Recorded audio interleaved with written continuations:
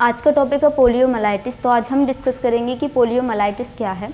तो पोलियोमाइलाइटिस एक ऐसी डिसीज़ कंडीशन है जो कि पोलियो वायरस के थ्रू जो है कॉज होती है।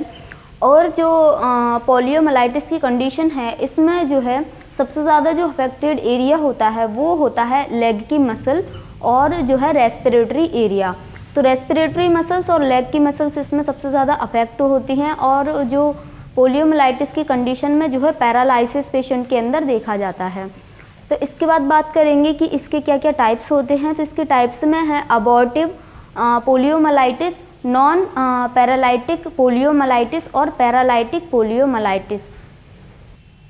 तो फर्स्ट है अबॉर्टिव पैरालिसिस जो है अबॉर्टिव पोलियोमाइलाइटिस। अबॉर्टिव पोलियोमाइलाइटिस की कंडीशन में जो है माइल्ड सिम्टम्स दिखाई देते हैं पेशेंट के अंदर। और सेकंड है नॉन पैरालाइटिक पोलियोमाइलाइटिस, इसके अंदर जो है मॉडरेट सिम्टम्स पेशेंट के अंदर देखे जाते हैं। और थर्ड जो है पैरालाइटिक पोलियोमाइलाइटिस। तो पैरालाइटिक पोलियोमाइलाइटिस की कंडीशन में जो है पेशेंट के अंदर बहुत ज़्यादा सीवियर सिम्टम दिखाई देते हैं। इसके बाद जो है पेशेंट में पैरालिसिस की कंडीशन कॉज होती है। तो बात करेंगे कि इसके क्या क्या रिस्क फैक्टर्स होते हैं। तो रिस्क फैक्टर्स में फर्स्ट जो है वो है कि पेशेंट कोई भी इंसान है जिसकी इम्यूनिटी बहुत ज़्यादा वीक है और वो पोलियोमाइलाइटिस के पेशेंट के कांटेक्ट में आता है तो उसको बहुत ज़्यादा चांसेस होते हैं पोलियोमाइलाइटिस कॉज होने के। सेकंड इसका है कि कोई भी पोलियोमाइलाइटिस के जो कंडीशन है, जो भी पेशेंट है वो इन्फेक्टेड है पोलियोमाइलाइटिस से, उससे अगर कोई हेल्थी पर्सन आके मिलता है, कांटेक्ट बनाता है, तो कांटेक्ट बनाने से भी जो है पोलियोमाइलाइटिस की कंडीशन या फिर कॉज उसमें हो सकता है। थर्ड है इसका, जैसे कि कोई भी लेबोरेटरी है तो लेबोरेटरी में जो है लाइव पोलियोमाइलाइटिस का जो है जैसे कि लाइव पोलियो वायरस को प्रिजर्व करके रखा गया है, तो कोई भी हेल्थ केयर पर्सनल है वो उस जो है कांटेक्ट में आएंगे लाइव पोलियो वायरस के, तो उसमें भी पोलियोमाइलाइटिस कॉज होने के चांसेस जो है रह सकते हैं। इसके अलावा जो इसका नेक्स्ट जो कॉज है वो है प्रेवलेंस, जैसे कि कोई भी प्रेवलेंस है, बहुत ज़्यादा रिस्क है जिन भी एरियाज़ में पोलियोमाइलाइटिस के केसेस ज़्यादा देखे जाते हैं, तो वहाँ पर भी जो है अगर ट्रैवलिंग करें तो वहाँ ट्रैवलिंग करने से पोलियोमाइलाइटिस होने के बहुत ज़्यादा कॉजेज़ होते हैं। इसके अलावा इसके जो कॉजेज़ हैं उनमें है कंटामिनेटेड फूड, कंटामिनेटेड वाटर या फिर contact with the poliomyelitis patient. Next बात करेंगे कि इसमें क्या क्या सिम्टम शो होते हैं। तो पेशेंट के अंदर जो सिम्टम है उसमें है अनईजीनेस पेशेंट को फील होगा, फटीग वीकनेस की कंडीशन पेशेंट में दिखाई देगी। इसके अलावा जो मॉडरेट सिम्टम्स हैं जैसे कि नॉन पैरालाइटिक जो कंडीशन है, नॉन पैरालाइटिक स्टेज में मॉडरेट सिम्टम्स जो है पेशेंट के अंदर दिखाई देंगे, तो उसमें है कि जो पेशेंट में अनईजीनेस देखी जाएगी, नोजिया, वॉमिटिंग, फटीग, वीकनेस बहुत ज़्यादा देखी जाएगी पेशेंट के अंदर। और जो है उनमें सोर थ्रोट होगा, माइल्ड सोर थ्रोट की कंडीशन पेशेंट के अंदर देखी जा सकती है। इसके अलावा अनदर कॉजेज़ देखे जा सकते हैं जैसे कि नेक का एरिया हो गया या फिर अनदर जैसे कि बैक एरिया हो गया, लेग एरिया हो गया। तो बैक, लेग और एग में या फिर आर्म्स हैं, जो बैक एरिया के अलावा आर्म्स में और लेग्स में या फिर नेक की वेन जो है वहाँ पर बहुत ज़्यादा स्पैज़म होगा, बहुत ज़्यादा जो है स्पैज़म की वजह से वहाँ पेन होगा बहुत ज़्यादा।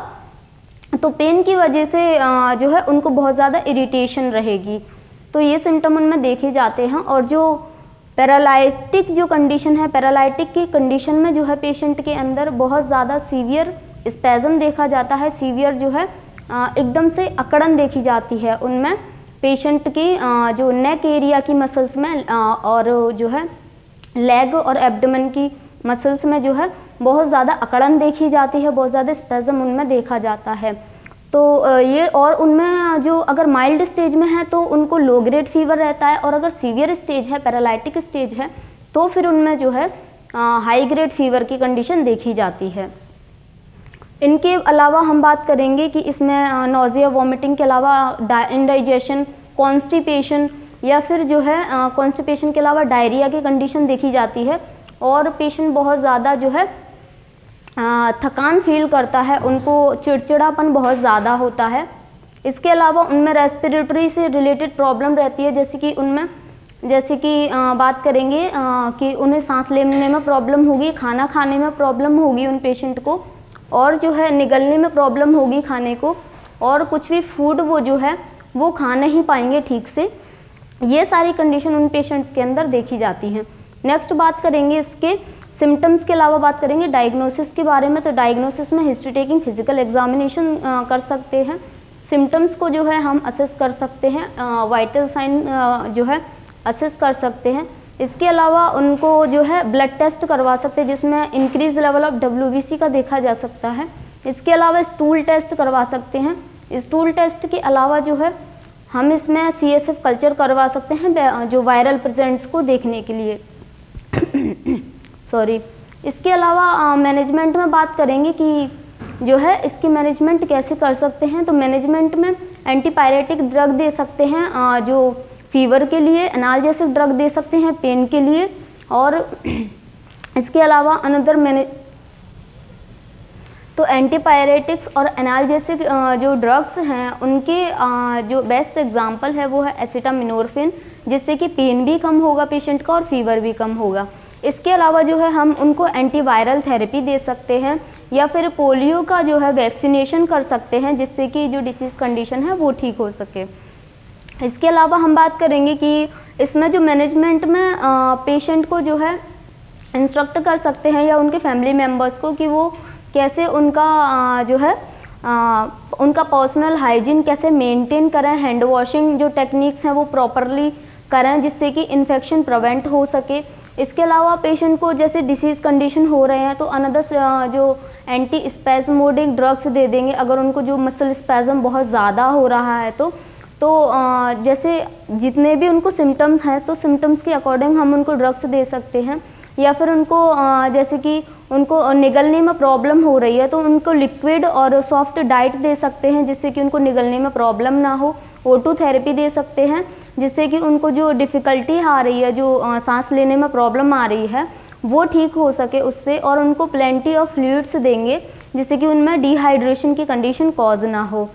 इसके अलावा हम पेशेंट के फैमिली मेम्बर्स को हेल्थ एजुकेशन दे सकते हैं कि उनकी जो कंडीशन है वो जल्दी से रिहेबिलिटेट हो सके।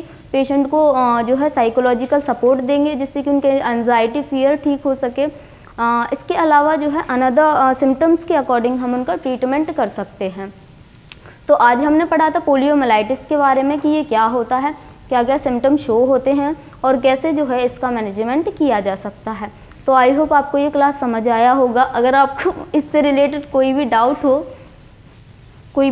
हो अगर आपको इस टॉपिक से रिलेटेड तो आप हमसे पूछ सकते हैं। Thank you.